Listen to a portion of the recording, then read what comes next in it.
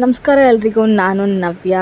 ಈ ವೆಡ್ನೆಸ್ಡೇ ಏನಪ್ಪ ರಿಮೈಂಡರ್ ಅಂದರೆ, ಬಿಸ್ನೆಸ್ ಮಾಡೋದಂದರೆ ಕೌಂಟ್ರಲ್ಲಿ ಕೂತು ದುಡ್ಡು ಎಣಿಸೋದು ಮಾತ್ರ ಅಲ್ಲ. ಪ್ರತಿದಿನ ಶಟರ್ ಓಪನ್ ಮಾಡೋದ್ರಿಂದ ಶುರುವಾಗುತ್ತೆ ನಮ್ಮ ದಿನ.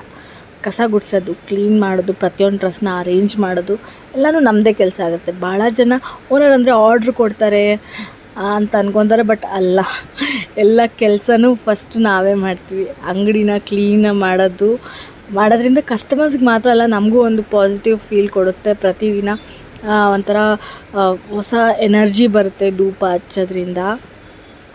ಒಂದು ಬಿಸ್ನೆಸ್ ಗ್ರೋ ಆಗಬೇಕು ಅಂದರೆ ಮೊದಲು ನಾವು ಯಾವ ಕೆಲಸನೂ ಅದು ನಮ್ಮ ಕೆಲಸ ಅಲ್ಲ ಅನ್ನೋ ಅಹಂಕಾರನ ಬಿಡಬೇಕು.